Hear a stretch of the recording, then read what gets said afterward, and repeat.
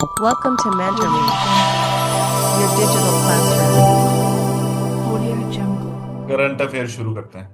देखो बेटा, current affair ना दो टाइप के होते हैं मेरे हिसाब से, जैसे मैं प्रिपेयर करता हूँ। करंट अफेयर होते हैं दो टाइप के। पहला होता है जो प्योरली फैक्चुअल होता है। प्योरली फैक्चुअल जिसमें आ गया कोई एक्सरसाइज आ गई, मिलिट्री एक्सरसाइज आ गई, कोई सबमिट आ गई, सबमिट आई तो उसका थीम और वो कहाँ हुई, ये फैक्चुअल हो गया। स्पोर्ट्स से कोई जीता। लेकिन एक होता है dynamic current affair. Dynamic current affair हमारे जीएस के साथ रिलेट करता है। जैसे एक ज्योग्राफी का करंट अफेयर आ गया। अच्छा, एक सेकंड, वेट अ सेकंड। एक एक ज्योग्राफी का आ गया, कोई पॉलिटी की न्यूज आ गई, कोई इकोनॉमिक्स की आ गई। तो ये जो करंट अफेयर है ना, ये वाला जो डायनेमिक करंट अफेयर जिसको मैं टैग देता हूँ, ये हमारा लिंक कर जाता है जीएस के सब्जेक्ट के साथ। ठीक है। तो कुछ होंगे फैक्चुअल, कुछ होंगे डायनेमिक। मोस्टली जिस एग्जाम के लिए आप प्रिपेयर करो, जैसे मेरी आज शिवा से बात हुई थी, अलाइड, है ना, पटवारी का एग्जाम आ गया। तो अलाइड में क्वेश्चन क्या पूछा जा सकता है कि अर्थ समिट का थीम क्या है। वेट अ सेकेंड, है ना। This call.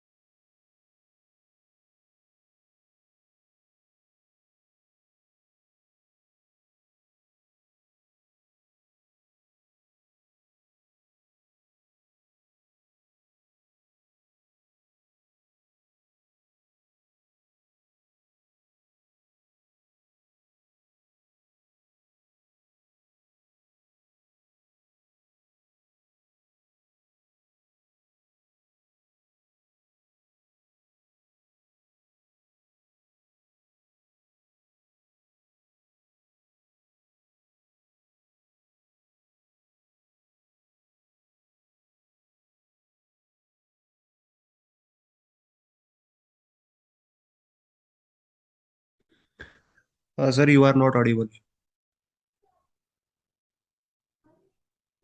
हाँ हाँ बेटा, ऑडिबल नहीं था, कॉल आ गया था, तो मैं सोच रहा था जो पहले लिख लेता हूँ, फिर तुमको समझा दूंगा। देखो, अभी ना इंडिया और अर्जेंटीना ने एक एमओयू साइन किया है, जिसमें इंडिया की ICAR, Indian council of agricultural research, तो उनका जो एग्रीकल्चर जो सिग्नेटरी है ना, तो boost agriculture, India has signed the agriculture work plan 2025 से। एक सेकेंड, अरे यार, 2025 से 27 के बीच किसके साथ, इंडिया, 2000, इंडिया एंड अर्जेंटीना। ठीक है।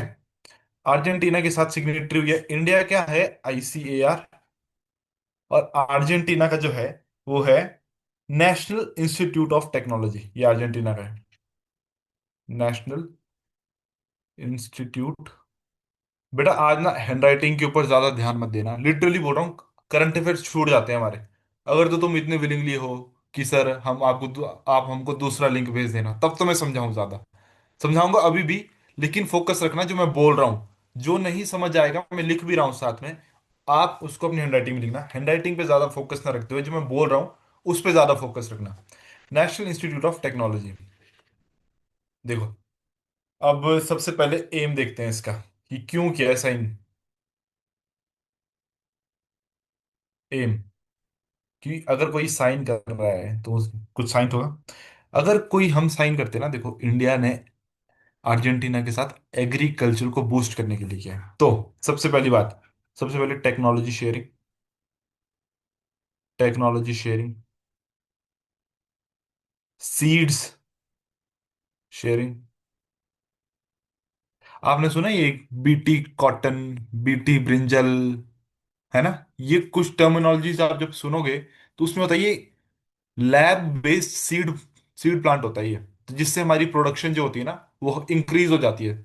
जैसे एक बीटी कॉटन है, जिस जो सिर्फ यही है बीटी कॉटन जिसको इंडिया अभी रेगुलेट करता है और यूज करता है। बाकी सारे एक मिट्टी ब्रिंजल है, इसको इंडिया यूज नहीं करता। ठीक है। जैसे सीड शेयरिंग हो गई, और एग्रीकल्चरल टेक्निक्स हो गई, एग्रीकल्चरल टेक्निक्स हो गई। इसलिए अब जब हम बात करते हैं ना अपने एग्रीकल्चर को बूस्ट करने के लिए, तो हम कुछ टॉपिक्स पढ़ते हैं। सबसे पहले पढ़ते हैं green revolution. Father of green revolution in India कौन है? MS स्वामीनाथन। तो जब हम एग्रीकल्चर पढ़ते हैं ना अपना, तो मेक श्योर क्या ग्रीन रेवोल्यूशन का टॉपिक भी पढ़ो। लेकिन जब हम वो देते हैं ना कंक्लूजन, मान लो कोई आपके लिए आंसर राइटिंग आंसर का आ गया कि how can India boost their agriculture, तो ये कुछ एग्रीमेंट्स होते हैं, जैसे अर्जेंटीना के साथ हो गया एग्रीमेंट्स। और वही जो हम 10th तक पढ़ते आ रहे हैं कि इरिगेशन पे डिपेंड करते हैं, रेन वाटर हार्वेस्टिंग से हम इरिगेशन अपनी पूरी कर सकते हैं, कुछ ऐसे ऐसे टेक्निक्स। अब देखो मैंने ICAR के बारे में बोला, अब ICAR के कुछ फैक्ट्स लिख लो। ICAR के फैक्ट्स है कि ये सबसे पहले तो वही मिनिस्ट्री ऑफ एग्रीकल्चर के अंडर आता है। फिर मिनिस्ट्री ऑफ एग्रीकल्चर ये बना था 16 जुलाई 1929 को। और इसका हेडक्वार्टर कहाँ है? दिल्ली। ये करंट अफेयर समझ आया, यस और नो? ताकि हम नेक्स्ट पे शिफ्ट हो पाए। Yes sir. ठीक है। नेक्स्ट देखो, अभी आप लोग हाल फिलहाल में जब आप सोशल मीडिया यूज करते हो, तो आपने एक एस्ट्रोनॉट को देखा होगा जो कि व्हील चेयर पे है, जो कि जा रही है स्पेस में। तो उनका नाम है, let me write down name क्योंकि मैं प्रोनाउंस पता नहीं कैसे कर पाऊंगा। मिशेला बेंथॉस, ऐसा कुछ नाम है, मिशेला बेंथॉस। ठीक है। अब ये बनेगी first wheelchair user to travel in space. ये इंपॉर्टेंट है इसमें। First wheelchair user to travel in space. ठीक है बेटा। अब जो ये मिशन, जिस मिशन के तहत जाएगी उसका नाम है NS-37। ठीक है। और जो कंपनी ले जा रही है, जेफ बेजोस की कौन सी कंपनी है? जोन। नहीं नहीं, अमेजोन तो है बेटा, गुड।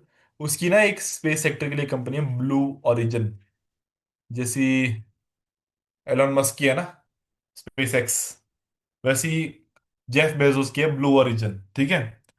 लॉन्च रॉकेट होगा इसका न्यू, कुछ है ऐसा लॉन्च व्हीकल, न्यू शेफर्ड ऐसा कुछ नाम है इसका। चलो मैं लॉन्च व्हीकल बाद में बताऊंगा आपको, है ना। अब जब हम ये देखते हैं ना, ये line first, next line, to travel in space, what do you understand by space? तो एक साइंटिस्ट थे जिनका नाम था कारमान। तो उन्होंने डिसाइड किया कि एक कारमान लाइन होगी जो हमारे अर्थ सरफेस से अप्रोक्सीमेटली 100 किलोमीटर ऊपर होती है। उसको हम बोलेंगे कि हम स्पेस में हैं। स्पेस डजंट मीन बेटा कि आप सूर्य के नजदीक जा रहे हो या फिर अर्थ के एग्जोस्फेयर में जा रहे हो, मतलब एग्जोस्फेयर मतलब इट कुछ 1000 किलोमीटर पर। देखो, थर्मोस्फेयर और मेसोस्फेयर के बीच एक लाइन होती है। इमेजिनरी लाइन है ये, ऐसा मत बोलना कि लाइन मारी हुई है किसी ने। ये on the basis of length है, ठीक है, अप्रोक्सीमेटली 100 किलोमीटर। ये इसको बोलते हैं कारमान लाइन। अब जिसने कारमान लाइन को रीच कर दिया, मतलब कारमान लाइन से ऊपर चला गया, तो वो है स्पेस में। लेकिन जो है मेसोस्फेयर में, वो आ जाता है एटमॉस्फेयर में। तो इसका एक कंसेप्ट आता है ज्योग्राफी में, होमोस्फेयर और हेट्रोस्फेयर। ये जब हम ज्योग्राफी पढ़ते हैं उसमें आता है। होमोस्फेयर होता है mostly troposphere, stratosphere, TS might और मेसोस्फेयर। उसके बाद जो लेयर होती है उसको बोलते हैं हेट्रोस्फेयर। ठीक है।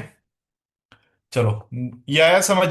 बस इसमें ये इंपॉर्टेंट है कि एस्ट्रोनॉट मिशेला बेंथॉस जो थी, वो है first wheelchair user to travel in space. Mission का नाम है NS-37।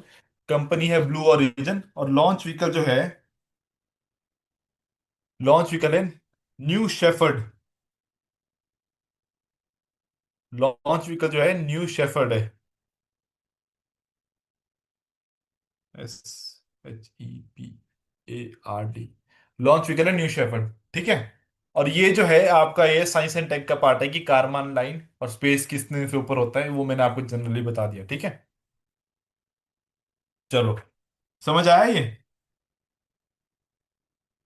नेक्स्ट पे शिफ्ट करें? Yes sir. ठीक है। ये बताते रहना यार, क्योंकि फिर मैं अटक जाता हूँ कि यार बच्चों को समझ आया कि नहीं। अच्छा, ये कंट्री सुनी है, सीरिया? सुनी जी तो सब नहीं जी होगी, सर। क्यों? है ना? कैपिटल बता दो फिर इसकी फटाफट। डेमस्कस। अभी सीरिया जो है ना, वो एक पॉलिटिकल टर्मोइल से जूझ रहा है, ठीक है। हाल ही में अप्रोक्सीमेटली पिछले साल या जनवरी शुरुआत में सीरिया में जो उनका प्रेसिडेंट प्रेसिडेंट था, अल बशर की सरकार वो गिरा दी थी। फर्ज करो ये सीरिया का मैप है, और आईसिस का कंट्रोल हो गया था बेटा इतने पे। आईसिस का कंट्रोल था इस पे। अल बशर का जो सीरियन गवर्नमेंट थी उसका कंट्रोल था इतने पे, जो ये बचा बाकी एरिया। आईसिस ने धीरे धीरे एक्सपेंड किया और अल बशर को भगा दिया। तो अब सीरिया पे किसका कंट्रोल है? आईसिस का। अब यूएसए ने ना एयर स्ट्राइक की यहाँ पे, किसके ठिकानों पे? आईसिस के ठिकानों पे। ऑपरेशन का नाम है ऑपरेशन का नाम है हॉक आई स्ट्राइक। हॉक आई स्ट्राइक, ठीक है। इसका एम है कि आईसिस के ठिकानों पे हमला करना। मैं लिखूंगा नहीं अब, क्योंकि लिखने में टाइम ज्यादा जा रहा है। बस इतना है कि यूएसए ने एयर स्ट्राइक की सीरिया पे, operation under operation Hawkeye strike. Syria पे कौन रूल कर रहा है? आईसिस। सीरिया की कैपिटल डमेस्कस। सीरिया के एडजॉइनिंग कंट्रीज जो उसके साथ में है, इसराइल भी है एक। गोलनाइट्स का किसके साथ डिस्प्यूट है वो भी देखना, ब्लू लाइन भी देखना, और कुछ कॉरिडोर्स है। बेटा, अगर आप सीरिया पढ़ रहे हो ना, तो सीरिया के साथ उसके नियर बाय कंट्रीज बहुत इंपॉर्टेंट हो जाती है, बहुत ज्यादा इंपॉर्टेंट, ठीक है। फिर इसमें है क्या, यूएसए ने हिट किया more than 70 ISS infrastructure and weapon site. Syria में ना यूएसए की आर्मी पर अटैक हुआ था आईसिस के द्वारा, तो उसके अगेंस्ट आईसिस ने लॉन्च किया है। बस इसमें इंपॉर्टेंट करंट अफेयर क्या है, ये कि यूएसए ने एयर स्ट्राइक की कहाँ? कहाँ की? सीरिया में, under Hawkeye strike, under Hawkeye, ठीक है, ऑपरेशन। चलो, अरावली का इशू हम डिस्कस करेंगे। ऑल दो पिछले हफ्ते डिस्कस हुआ था अरावली का इशू, हुआ था कि नहीं? चलो छोड़ो फिर, सर नहीं नो हुआ, सर। रहने दो, ठीक है। नो चलो सर। हम डिस्कस करेंगे टाइम पे लास्ट में ना। देखो बेटा, एक आइलैंड है, हाइनन आइलैंड, ठीक है। ये किसका पार्ट है? चाइना का। चाइना ने कुछ ऐसा किया है ना इस आइलैंड के लिए, जो कि इनके लिए बेनिफिशियल भी है, और कहीं ना कहीं बाकी मेनलैंड कंट्री से, मतलब वो होता नहीं है सौतेली माँ वाला बिहेवियर, वैसा बिहेवियर है। चाइना ने क्या डिक्लेयर किया ना इस चाइना पे, बस इसमें ये इंपॉर्टेंट न्यूज है कि हाइनन आइलैंड किसका है। अब कॉन्टेक्स्ट, रीसेंट कॉन्टेक्स्ट, आरसी से रीसेंट कॉन्टेक्स्ट मतलब, ठीक है। China declared it as special custom supervision zone. Special custom supervision zone, zone, ठीक है। इससे क्या होगा ना, जो कस्टम ड्यूटी लॉज है ना, कस्टम ड्यूटी लॉज वो अलग हो जाते हैं इस आइलैंड पे। देखो, चाइना मेनलैंड चाइना मान लो ऐसा है, ठीक है। इसका एक आइलैंड है यहाँ पे, हाइनैन आइलैंड्स। जो यहाँ के कस्टम ड्यूटी लॉज है, वो इसके कस्टम ड्यूटी लॉज से अलग होंगे। क्यों? अब क्या क्या क्यों किया ये ऐसा चाइना ने? देखो, जो कंपनी ना,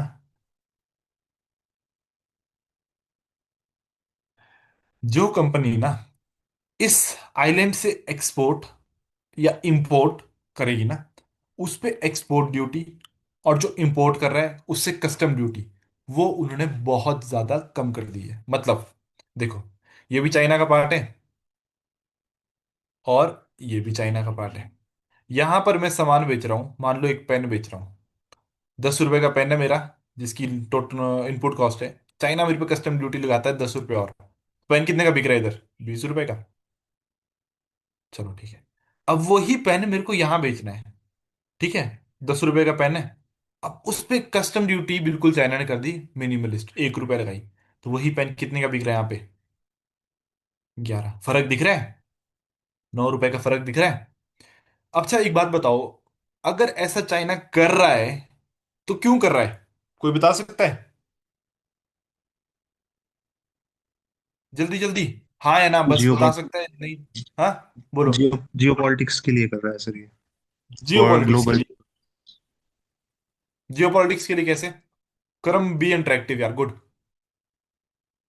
देखो बच्चा, बाकी लोग ट्रेड। भी क्लास ना, अगर इंटरेक्ट नहीं करोगे ना, पता क्या लगेगा? यार मैं क्या सुन के आ गया, नोट्स भी नहीं बने। लेकिन इंटरेक्ट करोगे ना, डाउट्स क्लियर होंगे, बस इतना मेरा बोलना है। हाँ करम बोल। एक्चुअली इसमें जैसे टैरिफ लगा रहा है, टैरिफ चाइना पे। यूएसए ने टैरिफ लगाया तो उस में भी उस वजह से कर रहा है ये कस्टम ड्यूटी इधर इसमें। ठीक है चल। इंडिया पे भी लगा है अब टैरिफ। देखो, हाँ हाँ, कब, अब मैं इसको थोड़ा एक्सप्लेन करता हूँ, ठीक है। फर्ज करो, ये चाइना का एक पार्ट है, ये चाइना का दूसरा पार्ट है। यहाँ पर चाइना ने पहले से ही हैवी मैन्युफैक्चरिंग है, यहाँ पर इंडस्ट्रीज भी है, यहाँ पर एक्सपोर्ट भी बढ़िया हो रहा है, यहाँ इंपोर्ट भी बढ़िया हो रहा है। ये जो रीजन है ना, ये बैकवर्ड है, यहाँ के लोगों को एम्प्लॉयमेंट भी नहीं मिल रही। अब इंडस्ट्रीज को जब यहाँ पे सेटअप होगी ना, उन्होंने सेटअप करने के लिए भी ज्यादा टैक्सेस नहीं लगाए, टैक्स कर दिए बिल्कुल लो। कोई एक्सपोर्ट कर रहा है यहाँ से, उसके लिए टैक्स बिल्कुल लो, इंपोर्ट कर रहा है कस्टम ड्यूटी बिल्कुल लो। तो तुमको नहीं लगता कि ये एक मैन्युफैक्चरिंग हब और एक मार्केट, ये जो आइलैंड है मार्केट बन के उभरेगा? यहाँ पर इकोनॉमिक एक्टिविटी तेज हो जाएगी ना, लिखने की जरूरत नहीं है, इकोनॉमिक एक्टिविटी तेज हो जाएगी ना। उससे क्या होगा? इंडस्ट्रियलाइजेशन बढ़ेगा इस रीजन में, इंडस्ट्रियलाइजेशन बढ़ेगा, एम्प्लॉयमेंट बढ़ेगी, एम्प्लॉयमेंट बढ़ेगी तो स्टैंडर्ड ऑफ लिविंग बढ़ेगा इन लोगों का जो इस आइलैंड पे रह रहे हैं, ठीक है। इससे पहले ना, शंघाई को भी इन्होंने ऐसे ही बनाया था। शंघाई देखते हैं ना हम आज, शंघाई जो है इतना बड़ा एक बिजनेस इकोनॉमिक मॉडल पढ़ते हैं, शंघाई को भी इन्होंने ऐसे ही डेवलप किया था। मतलब एक अपने रीजन में बिल्कुल, क्या बोलते हैं उसको, इकोनॉमिक कंसेशंस वगैरह बिल्कुल दे दो, फ्री में कर दो, मतलब ताकि इंडस्ट्रीज आए, डेवलप हो, वहां पर उनका मार्केट एस्टेब्लिश हो, वहां से वो एक्सपोर्ट करें, इंपोर्ट करें, और वहां पर क्या हो, इकोनॉमिक एक्टिविटी सर्कुलर इकोनॉमी बन जाए। मतलब सर्कुलर इकोनॉमी से कुछ और मतलब होता है कि इकोनॉमी फ्लो कर जाए, इससे वहां की जो रीजन है वो डेवलप होगा, रीजन डेवलप होगा, एम्प्लॉयमेंट मिलेगी, स्टैंडर्ड ऑफ लिविंग बनेगी, ठीक है। ये बता दिया मैंने कि क्या हुआ। लेकिन करंट अफेयर क्या है? हाइनान आइलैंड किसका पार्ट है? चाइना का, ठीक है। चलो, अब हम करते हैं इसकी बात, otter convention. What do you understand by this word? किसी को बताइए। Otter conservation, sorry, otter conservation. देखो बेटा, ज्यादा ज्यादा उसमें जाएंगे ना, तो सुनो मेरी बात, पता क्या हुआ अभी? अच्छा लिख लो, initiative, initiative launched by Tamil Nadu, Tamil Nadu, और कहाँ? कावेरी बेसिन, कावेरी बेसिन में। बस, ऑटर कंजर्वेशन किसने किया है? तमिलनाडु का है, और कावेरी बेसिन में है। बेटा ऑटर ना एक एनिमल है, सिमिलर टू लाइक डॉग, मतलब वैसी स्ट्रक्चर है इसका, डॉग और फॉक्स की जैसा, ठीक है। अब इसकी कंजर्वेशन क्यों जरूरी है? देखो ऑटर के लिए ना काफी थ्रेट्स है। देखो सबसे पहला थ्रेट जो किसी भी एक फ्लोरल और फॉनल पे होता है कि उनकी पॉपुलेशन जो हो रही है वो हो रही है कम, reduction in their population which is food to them. देखो ऑटर जो खाते हैं ना वो मछली खाते हैं, ठीक है, और फिश प्रोडक्शन जो हो रही है वो रिड्यूस। जिससे क्या हो रहा है, इनका खाना जो हो रहा है वो हो रहा है कम। ठीक है। और ये रहते हैं पानी में। वाटर पॉल्यूशन ना बहुत ज्यादा बढ़ रहा है। क्यों? पेस्टिसाइड्स और फर्टिलाइजर का इतना इस्तेमाल हो रहा है कि सॉइल फर्टिलिटी और वाटर पॉल्यूशन हो रहा है इंक्रीज। ठीक है। अब इस वजह से ना, जो ऑटर है, ऑटर, देखो एक हो गया वाटर पॉल्यूशन। वाटर पॉल्यूशन से क्या होगा, फिश प्रोडक्शन कैसे हो जाएगी, water pollution, fish production decline. अब जो इंसान खाता है, मतलब जो इसका फूड है, वही कम हो जाएगा, फूड हो गया कम। अब ऑटर की पॉपुलेशन ऐसी ऑटोमेटिकली कम नहीं हो जाएगी, डिक्रीज नहीं करेगी। अब बेटा एक बात समझो, अगर दुनिया में अनाज ही कम हो जाएगा, लोग स्टारवेशन से मरेंगे कि नहीं मरेंगे? मरेंगे ना। Same goes with the Yes. Otter, है ना। ठीक है। अब इसका आईयूसीएन स्टेटस क्या है, ये इंपॉर्टेंट है। आईयूसीएन स्टेटस क्या है इसका, वो है वल्नरेबल। आईयूसीएन स्टेटस है इसका वल्नरेबल। ठीक है। चलो, अब एक और most important current affair from science and tech. Repeated pattern of HPAS, Himachal Pradesh administrative services, HPSSC का ये मोस्ट फेवरेट टॉपिक है। पीवाईक्यूज में देख लें, मोस्ट इंपॉर्टेंट लिख देना इसको। अभी ना, हाल ही में इसरो ने लॉन्च किया है world largest communication satellite. Communication satellite, ओहो sorry sorry, set, world largest communication satellite into, कौन से, अब ये याद रखना, communication satellite into low earth orbit. ठीक है।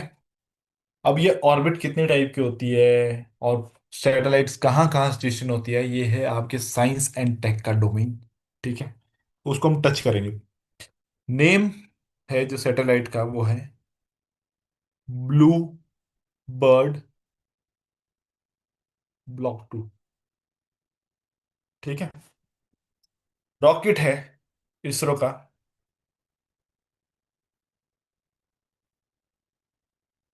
Most powerful rocket. अभी आपने नवंबर की शुरुआत में पढ़ा होगा कि इसरो ने 4400 केजी का मोस्ट हैवीएस्ट सैटेलाइट किया। अब ये भी कर दिया launch. Most powerful rocket of ISRO, powerful of ISRO, LVMP।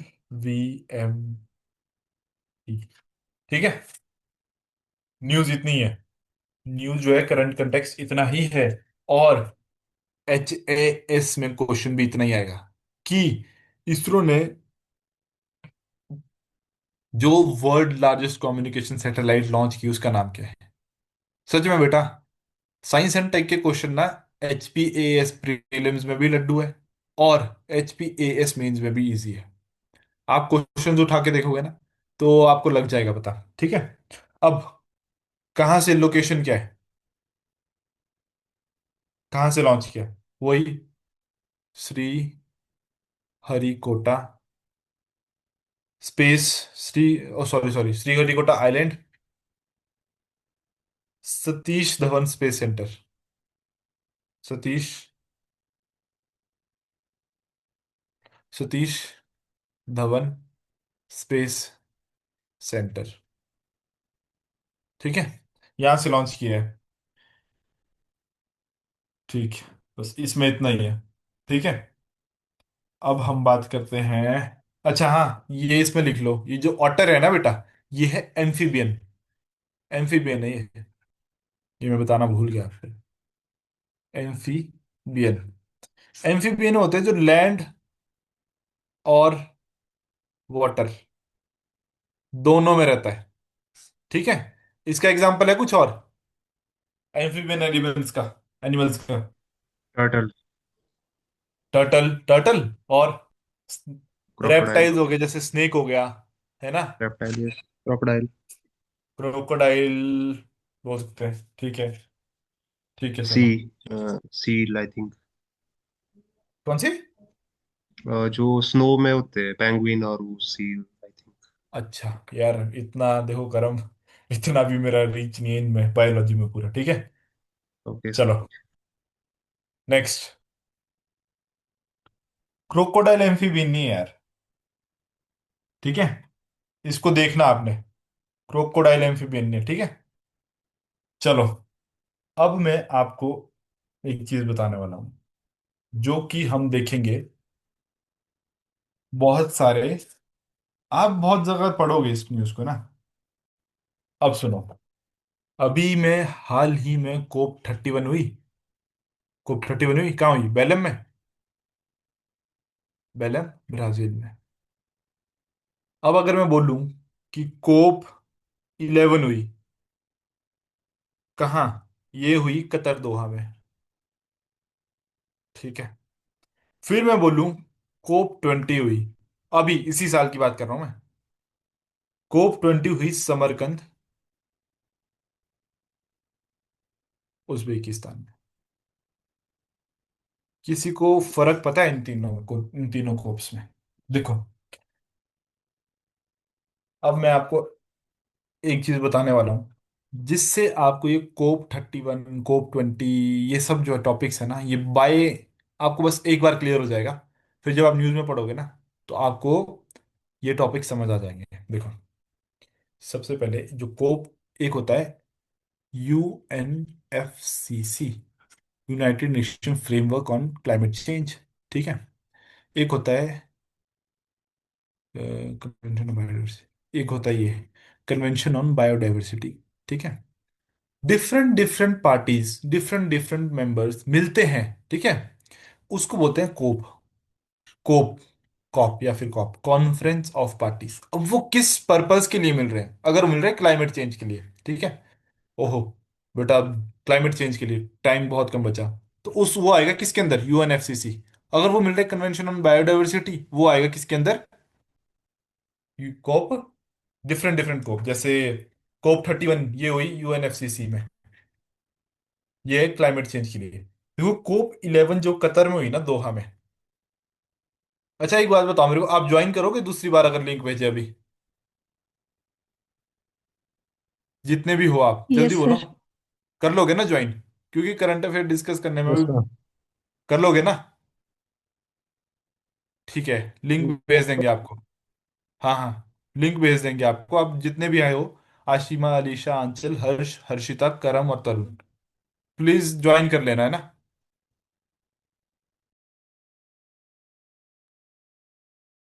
ठीक है, अब सुनो, मैं फिर इत्मीनान से समझाता हूँ आपको।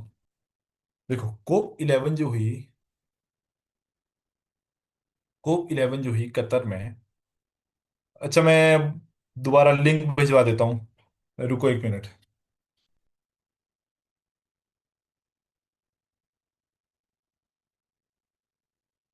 देखो, जो कोप 11 है ना, ये है United nation, United nation convention,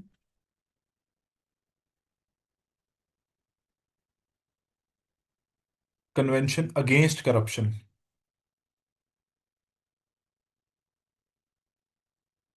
ठीक है। अब जो ये कोप 11 हुई ना कतर में, ये है इससे रिलेटेड, इसका थीम है, अभी बस इतना ही पढ़ो।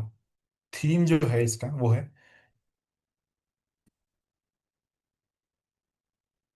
थीम लिखो, शेपिंग, अरे कहाँ गया,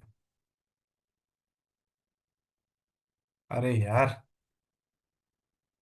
कहाँ लिखा मैंने, थीम यार फिर से लिखना पड़ेगा, शेपिंग टुमारोज इंटीग्रिटी, ये इसका थीम है, ठीक है। अब जो मैं आपको एक कोप 20 पढ़ाऊंगा, वो है आपको थोड़ा समझाने का, उससे पहले मैं कुछ प्री प्री का कर देता हूँ, ठीक है। अब देखो इसको ही कर लेते हैं पहले। इन दिस, लिखो, इन दिस 2500 डेलीगेट्स, लिखते रहना, मैं डिक्टेट कर रहा हूँ। In this 2500 delegates of 170 countries participated, ठीक है। इसका एम क्या है?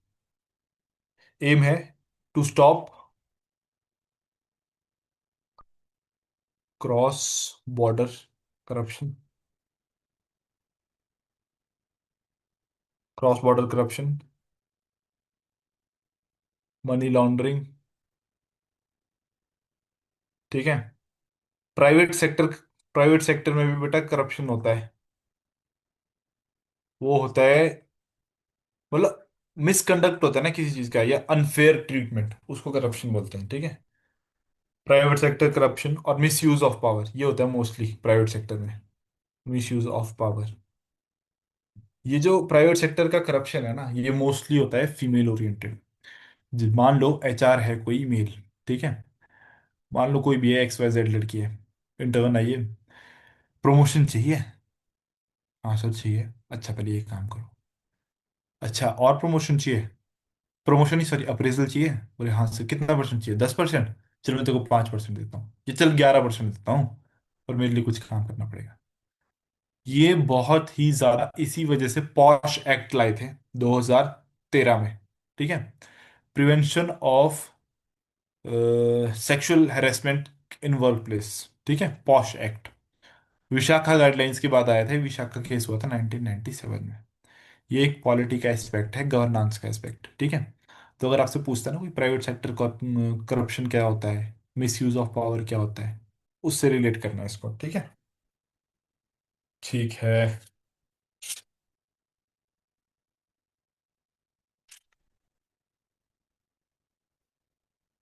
एक मिलिट्री एक्सरसाइज देख लो।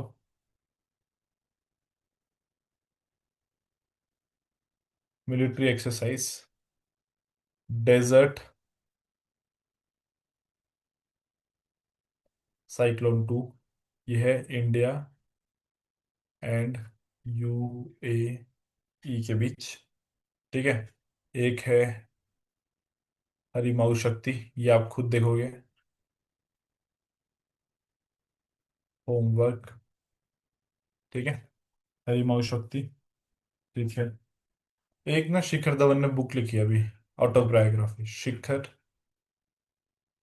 Dhawan auto biography. इसका नाम है the one, the one cricket, my life and more, my life and more. ठीक है। चलो अभी हम क्लोज करते हैं इसको, क्योंकि जितने भी टॉपिक बचे हैं ना, वो ज्यादा से ज्यादा 5 मिनट तो लेंगे डिस्कस करने में। तो आप लोग रिज्वाइन करना, लिंक भेजूंगा आपको। ठीक है, जितने भी है इसमें। ठीक है। Okay sir. ठीक है चलो, सारे करना ज्वाइन, क्योंकि करंट अफेयर्स बेटा बहुत इंपॉर्टेंट एस्पेक्ट होते हैं आपकी सारी एक प्रिपरेशन का। हम चाहते तो अभी क्लोज कर सकते थे इसको यहाँ पे, कि चलो इतना ही है आज के लिए। We do want to give you most important news of week. अगर वो कवर नहीं हो रही है एक सेशन में, तो हम दूसरा सेशन लेने के लिए तैयार है। बट आप हो विलिंगली ज्वाइन करने के लिए, वो आप पे डिपेंड करता है, हम तो शेयर कर देंगे। चलो ठीक है ना। Okay sir. 2-3 मिनट रुकना। लिखो पहले ना। For development of, for development of national maritime heritage complex.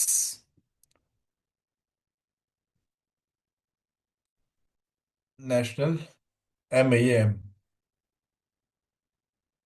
अरे यार, national maritime heritage complex, India ने साइन किया है एग्रीमेंट किसके साथ?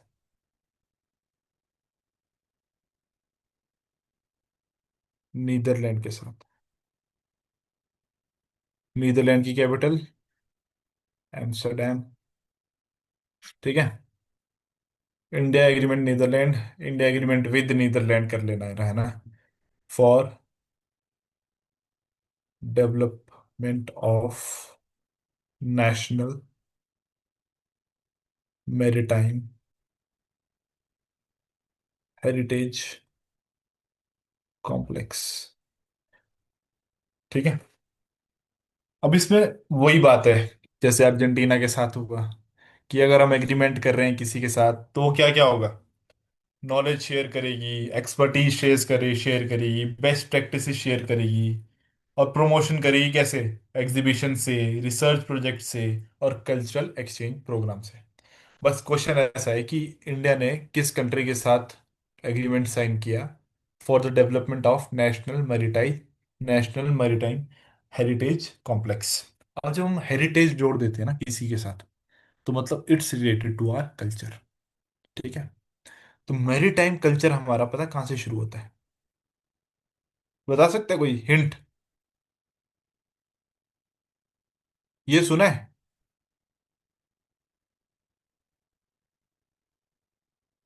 सुना है ये? लोथल। बेटा, इंडस वैली सिविलाइजेशन के टाइम पे ना, एक second, wait a second. Lothal जो है यहाँ पर सिचुएटेड है। इंडस वैली सिविलाइजेशन, अच्छा रुको, वेट। तुमको बोलोगे सर बोले पहले बॉर्डर्स होते नहीं थे, इंडस आएगी। अच्छा सॉरी सॉरी, फिर ये तो मैं आप गलत बन गया।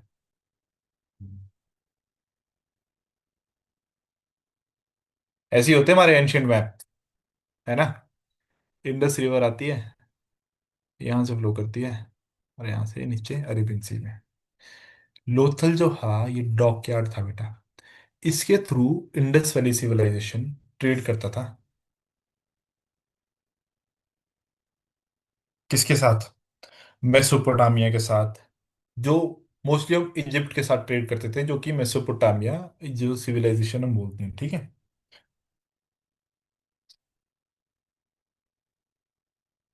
और जो ये ऑब्वियसली पोर्ट है वो किसके अंदर आएगा? Ministry of ports shipping and waterways.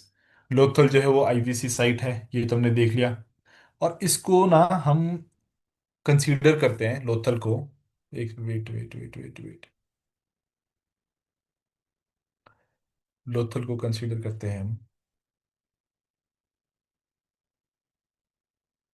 Considered as world first,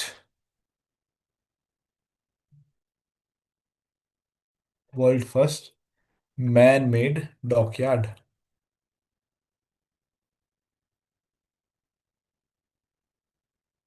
ठीक है। ये जो साइट है ना लोथल, ये एक्सकेवेट की थी इन 1957। ठीक है। और इस डॉकयार्ड से ना जो कनेक्ट करता था, ये कनेक्ट्स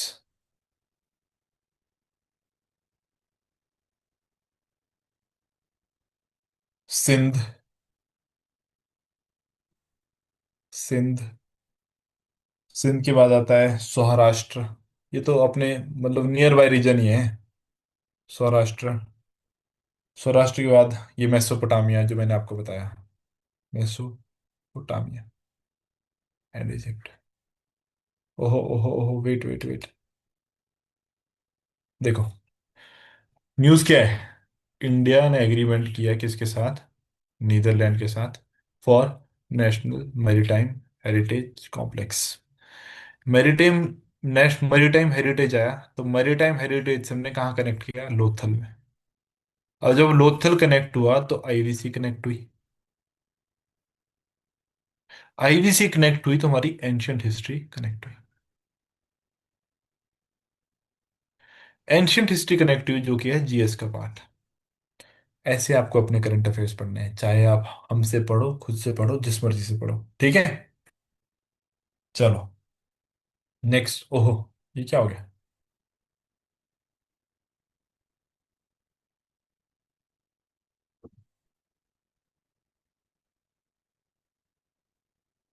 वेट है ना बेटा, ये पता नहीं क्या हो रहा है। चलो ठीक है। नेक्स्ट करंट अफेयर है दर्पण 2.0। ठीक है। अब ये है, लिखो इसमें, platform launched to track government schemes. Platform launch to track government schemes. देखो, अच्छा मैं तुमको एक चीज बता देता हूँ। अच्छा लिख लो पहले इसमें। It is a real time digital platform.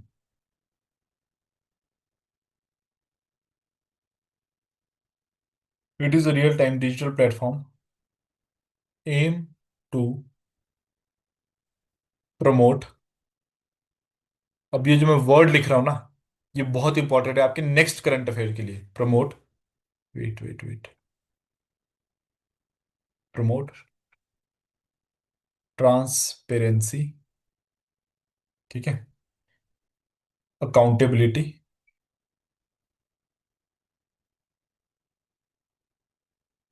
And e governance. ठीक है, इसको डेवलप, ये पोर्टल है बेटा, ये प्लेटफॉर्म नहीं है। सॉरी, प्लेटफॉर्म तो, ठीक है। अब इस पोर्टल को डेवलप किया है एनआईसी ने, नेशनल इंफॉर्मेटिक्स सेंटर ने, जो कि किसके अंडर है? Ministry of electronics and information technology. अब दर्पण की फुल फॉर्म लिख लो।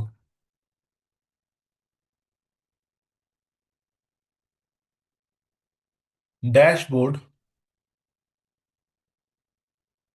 फॉर एनालिटिक्स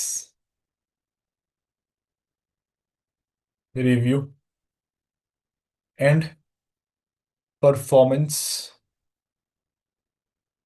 परफॉर्मेंस असेसमेंट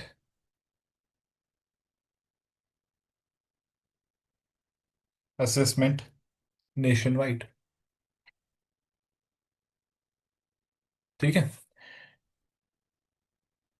ये तीन वर्ड लिखा है मैंने, transparency, accountability and e governance. इनको याद रखना। बस अब ये ध्यान रखो कि दर्पण 2.0 पोर्टल है, जिसको क्यों है, टू, इसको लॉन्च किया है to track government scheme in real time digital platform to promote transparency, accountability and e governance. किसने डेवलप किया है? NIC, national information centre, informatics centre, जो किसके अंडर आता है? Ministry of information electronics and information technology. Darpan की full form लिख दी।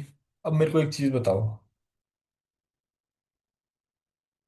इस दिन क्या होता है? आई नीड आंसर, जल्दी, टाइम कम है हमारे पास। क्या होता है इस दिन? कितने लोग हैं? क्रिसमस से। क्रिसमस। क्रिस- anyone else?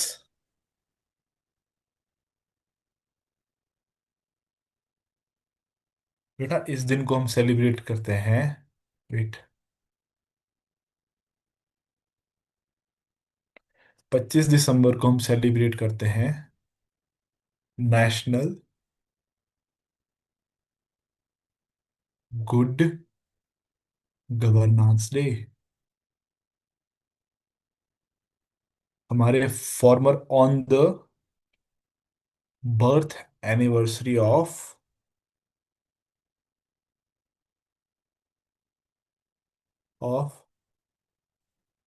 Are former great PM Atal Bihari Vajpayee. Atal ji लिखता हूं मैं सीधा, है ना? तो तुमको क्या लगता है गुड गवर्नेंस से हम क्या समझते हैं? गवर्नेंस होता है कि हम गवर्नमेंट कैसे रूल कर रही है, ठीक है। गुड गवर्नेंस में ना ये तीन एट्रीब्यूट्स आ जाते हैं: ट्रांसपेरेंसी, अकाउंटेबिलिटी, और कई सारे एट्रीब्यूट्स होते हैं जैसे इक्विटी, ठीक है, इक्विटी और इक्वल फैसिलिटीज, ऐसे ऐसे एस्पेक्ट्स, ठीक है। तो गवर्नमेंट ने on the occasion of national good governance day launch किया दर्पण पोर्टल 2.0। आपके दो करंट अफेयर लिंक हो गए एक करंट अफेयर से, ठीक है। चलो, ये भी हो गया। अब हम नेक्स्ट करते हैं बहुत ही इंपॉर्टेंट करंट अफेयर, जिसको आप लिंक करोगे अपने हिमाचल से। लिखो, India first megawatt scale hydro kinetic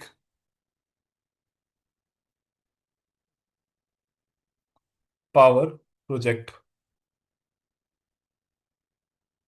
has been set up in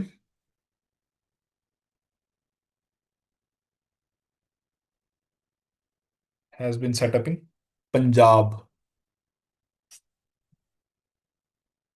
अब पंजाब में कहाँ? वो है इन इन नंगल हाइडल कैनाल। ठीक। अब समझो, इसमें क्या है ना, कि बहते हुए पानी से बिना डैम के बिना डैम के इलेक्ट्रिसिटी जनरेट की जाती है। ठीक है, हाइड्रोकाइनेटिक पावर प्रोजेक्ट, इसमें ऐसे ही लिख लेना, हिंदी में लिख लो चाहे। बहते हुए पानी से बिना डैम के इलेक्ट्रिसिटी जनरेट की जाती है।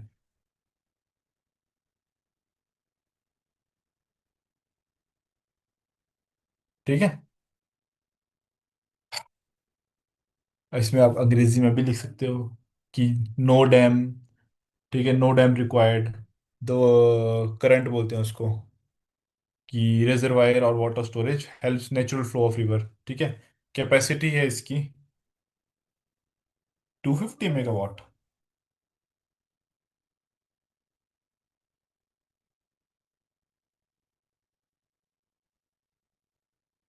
ठीक है, चलो ये भी कवर हो गया आपका। Wait wait wait wait wait wait, ये भी हो गया। ठीक है, दर्पण टू भी हो गया। और अब आता है मोस्टली अचीवमेंट्स। चलो, ठीक है ठीक है ठीक है।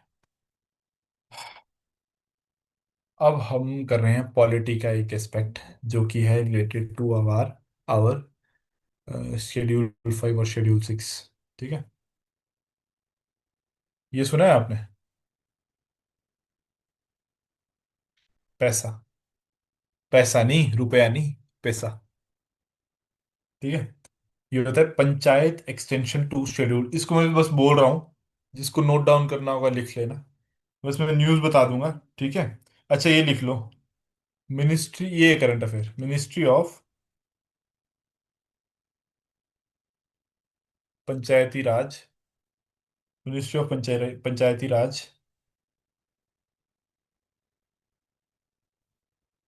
हैज स्टार्टेड पेसा महोत्सव।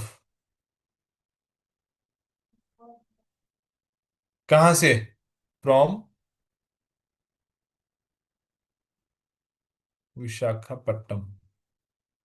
बेटा जिसको नोट करना है ना, मैं आराम आराम से बोल रहा हूँ, नोट करना। ठीक है, जो पैसा है ना, panchayat extension to scheduled area, it comes after the recommendation of Bhuria committee. Bhuria committee, इसकी रिकमेंडेशन थी 1995 में। पेसा एक्ट आया 1996 में। ठीक है, और अभी इसमें क्या है ना, इसका उद्देश्य क्या है पैसा एक्ट का? शेड्यूल्ड एरियाज होते हैं 5 6, जहां पर हमारी ट्राइबल जनसंख्या रहती है, वहां पर पंचायती राज इंस्टीट्यूशन को सेटअप करना। ठीक है, अब पैसा एक्ट जो था हमारा, पंचायती राज जो था, वो 1992 अमेंडमेंट आया, वो आपको पता ही है। 1993 73rd कॉन्स्टिट्यूशनल अमेंडमेंट एक्ट आया, जिससे पार्ट 9 और वो सब आपको पता है, ठीक है। बट अकॉर्डिंग टू आर्टिकल 243 है, 243 एम, पढ़ना है इस आर्टिकल को। इसमें ना शेड्यूल्ड एरियाज को पंचायत पंचायत से बाहर रखा गया। 3 साल हो गए। फिर सरकार को लगा कि यार शेड्यूल्ड एरियाज में भी हमें पंचायती राज इंस्टीट्यूशन सेटअप करने चाहिए, लेकिन without hampering their culture, without hampering their social distrust. तब हमको पैसा जो है, मतलब शेड्यूल्ड एरियाज में हमारे को पंचायती राज इंस्टीट्यूशन सेटअप करने चाहिए। तब भूरिया कमेटी को फॉर्म किया जाता है। वो रिकमेंडेशन देते हैं 1995 में। 1996 में पैसा एक्ट आता है, ठीक है। तो आपको क्या लगता है कि किन्नौर जैसे एरिया में कोई अगर रिवोल्ट होता है किसी डेवलपमेंट के लिए, तो वो क्यों इतना जोर पकड़ता है, लाइमलाइट में क्यों आता है?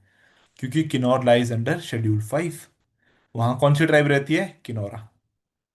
तो बेटा किन्नौर में जो डेवलपमेंटल वर्क होगा ना, वो विदाउट पैसा, जो पंचायती राज इंस्टीट्यूट है ना उस एरिया में, उसकी अथॉरिटी मतलब उसके सिग्नेटरी के बगैर वो कभी भी सेटअप नहीं हो सकता। चाहे सेंटर से जितना मर्जी जोर आ जाए, अनलेस अनटिल वो कॉन्स्टिट्यूशनल अमेंडमेंट करते हैं और पैसा एक्ट को ही छेड़ देते हैं, ठीक है। इसलिए ये एक्ट बहुत जरूरी हो जाता है। शेड्यूल 6 की डिमांड कर रहा था लद्दाख अभी पिछले साल, ठीक है। तो क्यों डिमांड करता है? देखो, लद्दाख जो रीजन है ना, वो क्लोजर टू चाइना है। चाइना क्लोजर है। अब कोई डेवलपमेंटल वर्क करना हो तो हमें लोकल पंचायत से लेनी पड़ेगी जरूरत। तो इससे हमारी नेशनल सिक्योरिटी पे खतरा नहीं आ जाएगा। इसीलिए लद्दाख को शेड्यूल 6 का दर्जा नहीं दिया जा रहा है। बाकी सारी ऑटोनॉमी देने के लिए सेंटर तैयार है। सिर्फ पैसा एक्ट के अंदर शेड्यूल 6 में नहीं डाल सकते, क्योंकि रिस्ट्रिक्शंस बढ़ जाती है बेटा फिर सेंटर पे, ठीक है। इसलिए आज आज भी सोनम वांगचुक प्रिवेंटिव डिटेंशन में है, ठीक है। चलो, लास्ट बट नॉट लीस्ट, समुद्र प्रताप। ये पैसा एक्ट वाला समझ आया? बस हाँ या यस ना? सर। Yes sir. बेटा पॉलिटी का बहुत इंपॉर्टेंट एस्पेक्ट है ये। अगर आप हमारे साथ जुड़ोगे ना, पॉलिटी में जब हम ये कवर करेंगे शेड्यूल 5 और शेड्यूल 6 एरिया, तो लद्दाख को क्यों नहीं मिल रहा है वाइडर कवरेज में देखेंगे। अभी मैंने आपको बस एक ओवरव्यू दिया, ठीक है। और शेड्यूल 6 में हमने AMTM, असम, मिजोरम, त्रिपुरा, मणिपुर, इसको ही क्यों डाला है, ठीक है। चलो, समुद्र प्रताप लिखो। इसमें लिखो,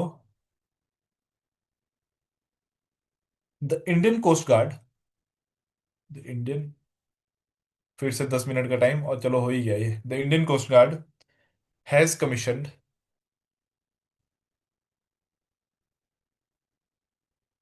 हैज कमीशन इंडिया फर्स्ट,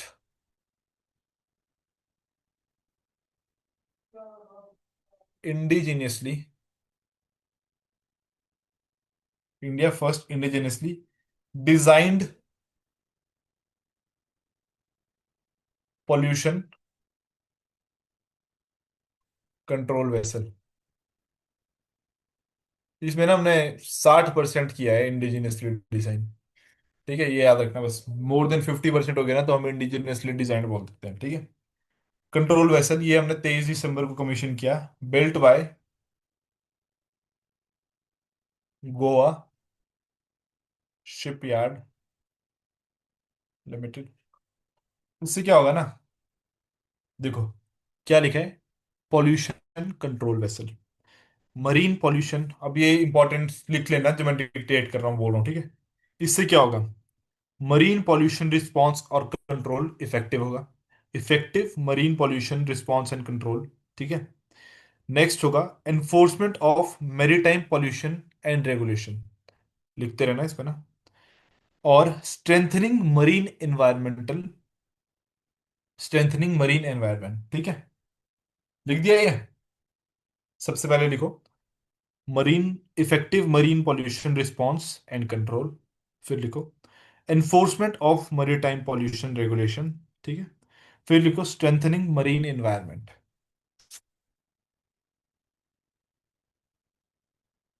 ठीक है।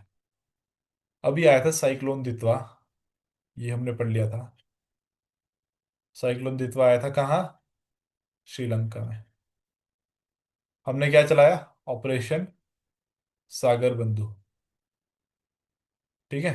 बस अभी लेटेस्ट न्यूज़ ये है कि हमने $450 million का रिलीफ पैकेज दिया इनको। ठीक है। चलो,